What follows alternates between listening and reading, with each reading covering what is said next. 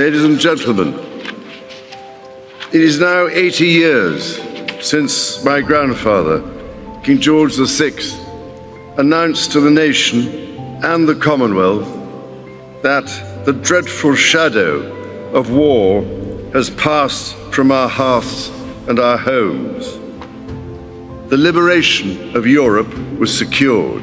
His words echo down through history as all this week, and especially today, we unite to celebrate and remember with an unwavering and heartfelt gratitude the service and sacrifice of the wartime generation who made that hard-fought victory possible.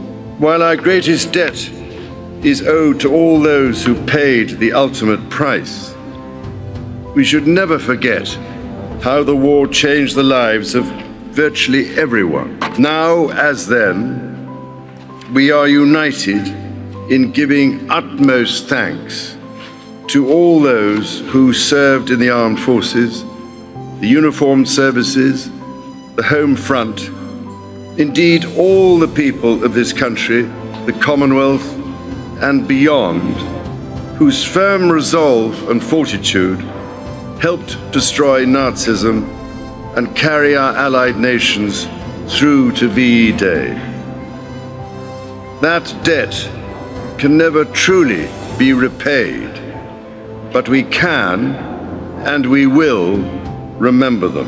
Over the course of the last year, there have been 80th anniversaries across Europe, from the hills of Monte Cassino to the lower Rhine at Arnhem. June, my wife and I were profoundly moved to join veterans of D-Day at the new National Memorial overlooking Gold Beach as they returned to honor their comrades who never came home. In January, as the world marked the liberation of Auschwitz, I met survivors whose stories of unspeakable horror were the most vivid reminder of why victory in Europe truly was the triumph of good over evil.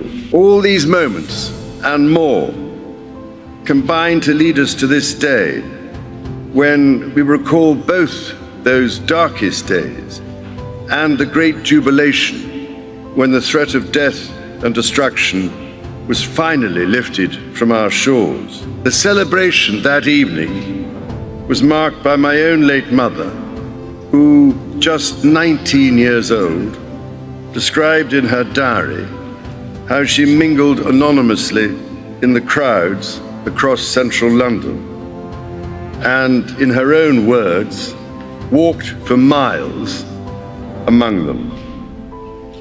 The rejoicing continued into the next day when she wrote, "Out in the crowd again, Embankment, Piccadilly, rained so fewer people, congered into house, sang till 2 a.m, bed at 3 a.m.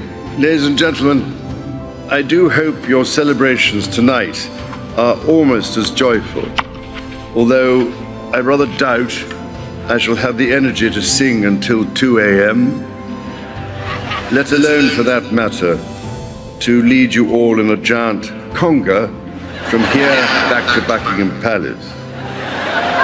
The Allied victory being celebrated then, as now, was a result of unity between nations, races, religions, and ideologies, fighting back against an existential threat to humanity.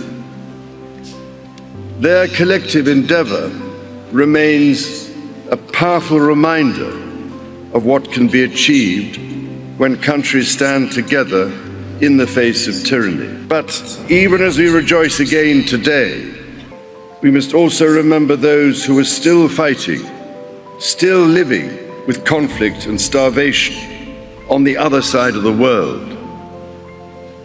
For them, peace would not come until months later with VJ Day, Victory in the Pacific.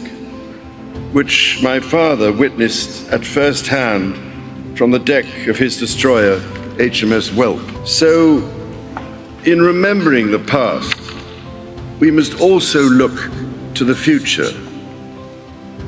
As the number of those who lived through the Second World War so sadly dwindles, the more it becomes our duty to carry their stories forward, to ensure their experiences are never to be forgotten.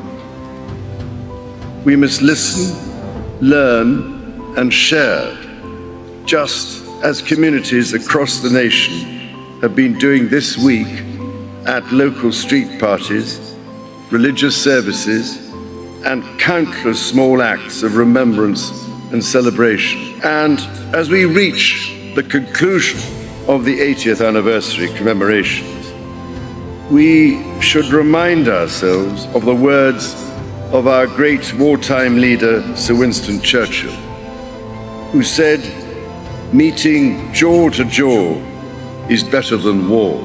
In so doing, we should also rededicate ourselves not only to the cause of freedom, but to renewing global commitments to restoring a just peace where there is war, to diplomacy, and to the prevention of conflict. For as my grandfather put it, we shall have failed, and the blood of our dearest will have flowed in vain if the victory which they died to win does not lead to a lasting peace founded on justice and established in goodwill. Just as those exceptional men and women fulfilled their duty to each other, to humankind, and to God, bound by an unshakable commitment to nation and service, in turn, it falls to us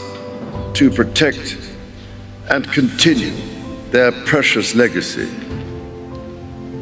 so that one day hence, generations yet unborn may say of us, they too bequeathed a better world.